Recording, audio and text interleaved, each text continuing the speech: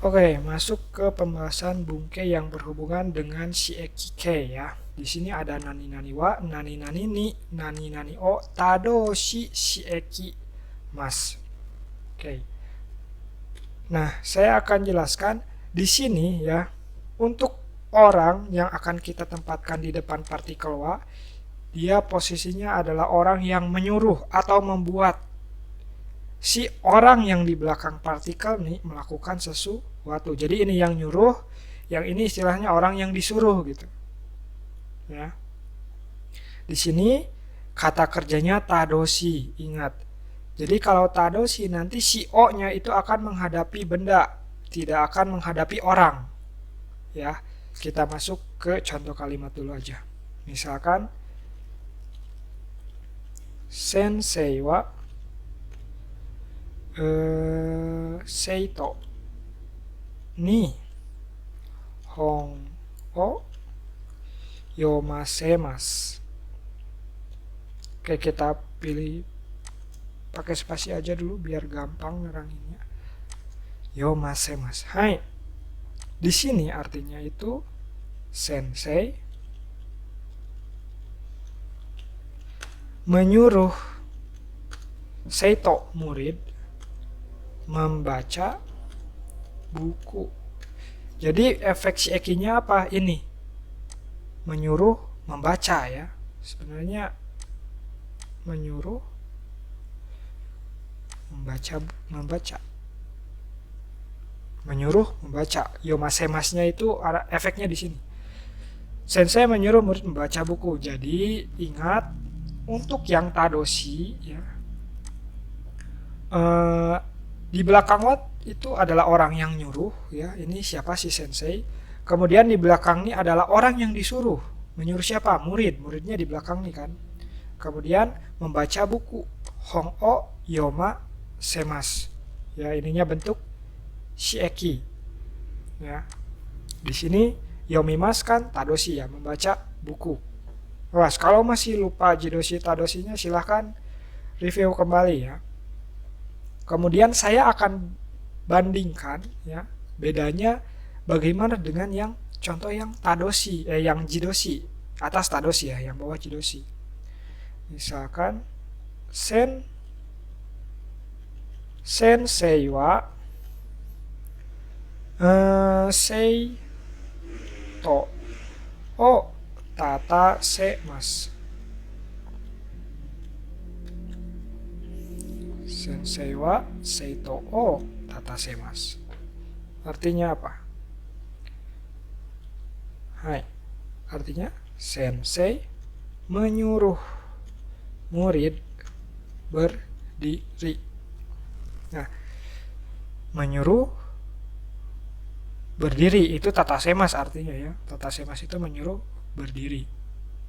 Nah, di sini coba lihat baik-baik ya.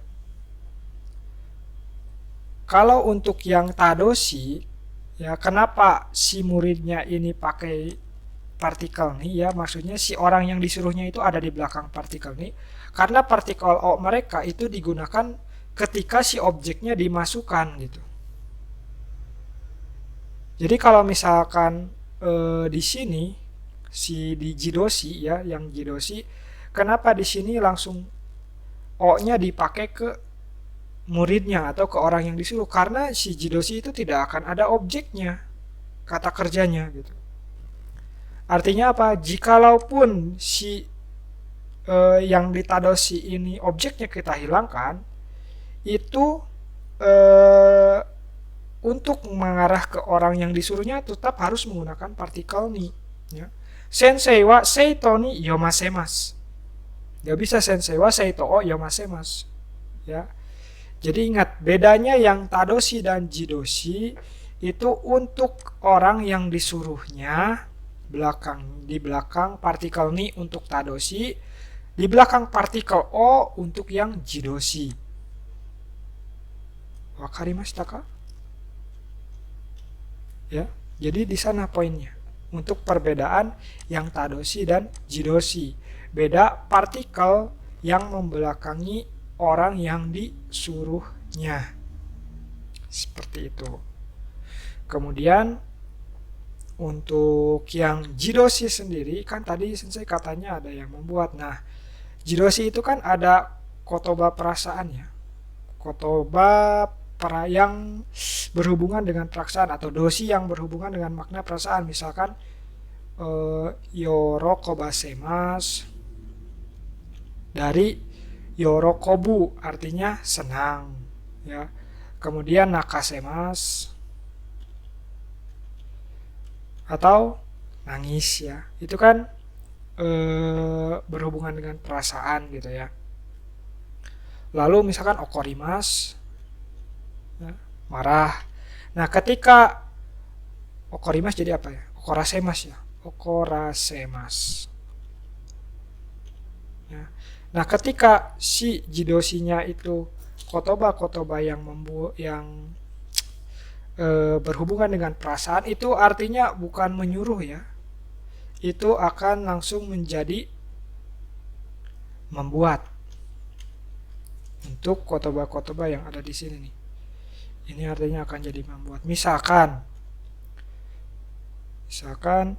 watashi wa ryoshin awas jidoshi ya, langsung setelah orang yang pokoknya setelah objek orang kedua itu ya.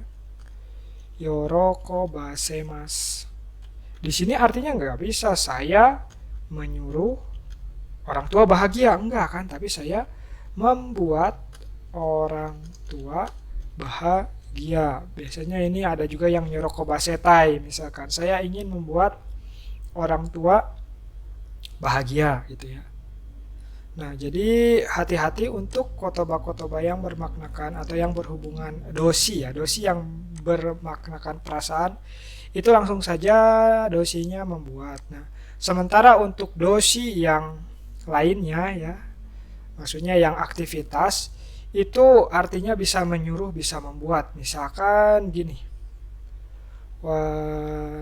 watashi wa sensei o matasemasu. Matasemasu apa? Menunggu ya. Saya menyuruh sensei menunggu. Saya membuat sensei menunggu. Ini arti yang benar yang mana?